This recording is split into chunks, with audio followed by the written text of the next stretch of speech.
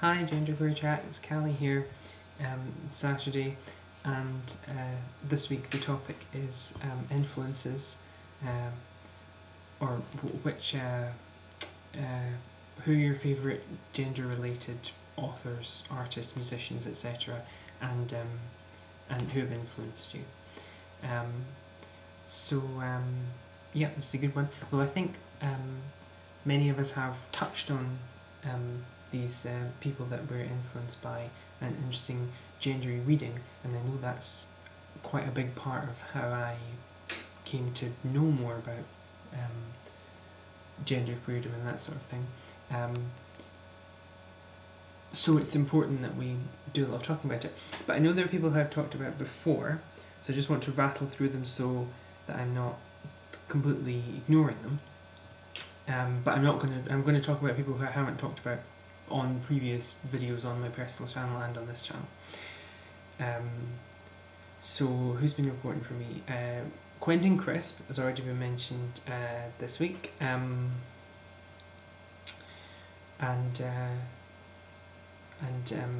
Judith Butler, who a lot of people find very kind of dry and academic, but I've read her many times and I've studied her in the course of my degree, but also read her independently, and some of her work's more readable than other bits and some of it is very unreadable, but she was important for me in grappling with some of these ideas.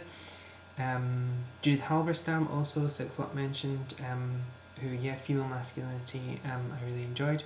And also In a Queer Time and Place, which is another of her books, which I found really good. Kate Bornstein, and author of Gender Outlaw, which is good, and Esper Bergman.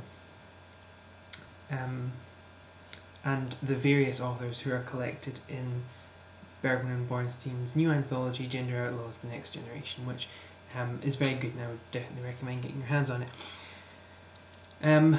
So yes, all these people excellent, but there's a couple more books that I want to talk about today, which are less, which I've talked about less, but I can't believe that I always miss this one out when I'm talking about books that have been influential on my gender development. This is the book that kind of pushed me into my earliest stages of coming out as genderqueer. And this book is Lockpick Pornography by Joey Comeau. And I'm not sure it's correct to say the characters in it are genderqueer, but they show a lot of different ways of being queer and also kind of being anarcho-queer. So the main character really kind of is really kind of very angry about kind of the straight world. At the beginning of the book, he puts his boot through the TV when there's a homophobic politician on, and what they do is they put on the masks of cartoon characters and they break into elementary schools and put pro-gay children's books in among the other children's books. Anyway, I'm not going to give away the whole plot because it's really, really good, but basically, and there's at least one character who's definitely trans in it, Alex, who is brilliant, and it's a really good book. There's a lot of gay sex in it, if that appeals to you, and there's also lockpicking, and lockpicking as metaphor, as well as just normal lockpicking, and people going on a lot of different kinds of queer journeys, and Joey Comeau is the person who writes the webcomic A Softer World, which I'm going to put a link to down there, because from A Softer World website you can find links to other things. And I think you used to be able to read the first 7 chapters of this 10-chapter short novel online. I don't know if you still can, or if you can read all 10 chapters now, or whatever, but I would recommend buying the book and getting it, because the last 3 chapters, like, there's stuff that doesn't happen in the other ones, and anyway, it's really good. So yeah, this has been really influential for me, and it's a really nice book, and it's written in this kind of, in Joey Comeau's slightly spare, slightly surreal and kind of satirical style, which if you've read any of his other stuff, then you'll like his short stories and things, then you'll be familiar with. It's kind of very kind of spare and honest and sad, but also slightly off-kilter stuff to it. The second person I want to talk about is the poet Julian T. Brolaski. Julian T. Brolaski is an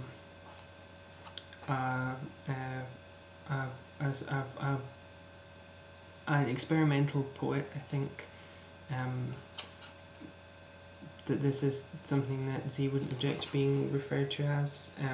I hope I've got that right. And Z also uses, as you'll be able to tell, gender-neutral pronouns, which is pretty cool, especially from a writer. And the book is called Gowanus, Atropolis. And yeah, it's a poetry book, and this was actually sent to me by Julian Brolaski when Z saw one of my previous videos on my personal channel praising them and their work, so that's pretty cool. And so I will it will be part of my returning the favour to read a Brolaski poem now as part of this video. And this poem is called Baby Person, and if you have the book from Ugly Duckling, which is I got it sent to me, but it's $15 from Ugly Duckling Presse. So if you have the book, this is Baby Person, and it's on page 14. And the epigraph is from Kate Colby, Unbecoming Behaviour, and it's I have a thing for entitled urchins. The offal of gold, perpetuity anon, embraced in parts, tech support in tatters. Don't want the people who don't want you, the actual potato, who on and off are not even listening, tied on in peace, succumbing to subpar meat. F it on the avenue, to keep it low, Z calls himself a singer-songwriter. All along awful, by shades, mercy as uttered by Orbison, cherry cola to rhyme with Lola, melodious awful, the kind of content you flip through backward, one harumphs uneasily along. Who to hold doors for, who to allow to hold doors for, the way to be a fool with a tool who admit to not even listening to their own baby person, going around adding S to nouns, lioness, poetess, that's such a load, so that the daffodil yawns back, the one who taught me Greek is dead, you want to put them in your lap.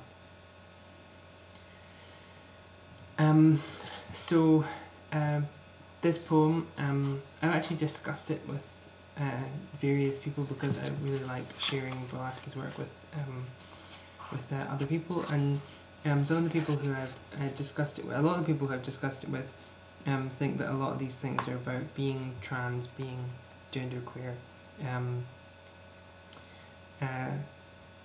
Certainly, like, you can identify just the sentiment about being different in the lines "don't want the people who don't want you," which is a really cool, just succinct little thing. Like, I'd like to get that on a badge. Don't want the people who don't want you. And then you have all these other kind of gendery kind of things woven through the poem. So you've got who to hold doors for, who to allow to hold doors for. Is that the question? So do you hold doors for women or feminine people, or what? And who should you let hold doors for you? And just kind of, and that's not just specific to trans or genderqueer people. It's something that we all have to deal with in this new world. And I think personally, chivalry should be as widespread as possible. But this is the point about Brolaski's poems, is that they're all kind of dense and kind of they're constructed in such a way that you're always going off on tangents of thought throughout the whole thing. And then the way to be a fool with a tool. So tool in the euphemistic sense, but also it just rhymes with fool. But the way to be a fool with a tool. So the way that if you're a trans person moving along the gender spectrum from female to male, then you're kind of then you have to kind of then part of the image of masculinity that you kind of feel that you have to adopt sometimes, I guess people feel, is that they have to kind of become kind of less sensitive to other people, and that's got to be hard.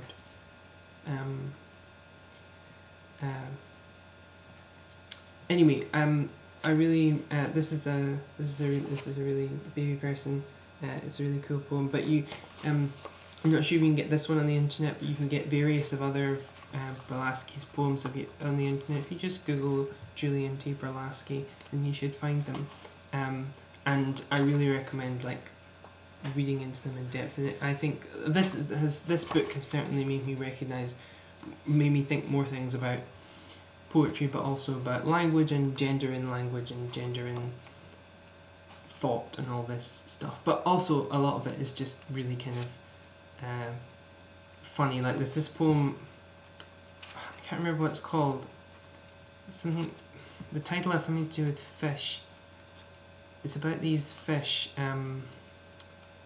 Astonished Fish, that's it, which is on page 28 if you own the book. Yeah, it's and which is just really funny, so yeah, can't stress this enough. And Julian Brolaski and Joey Comeau, and I should say I'm constantly discovering new writers and new writing, which opens my perspective on gender in language and the ways that by means of language we can make alter perceptions of gender. So if that is sufficiently airy-fairy and English studenty enough for you, then I think I'll leave it there for this week. I'm going to be putting some major linkage down below, so check that out and see you next time.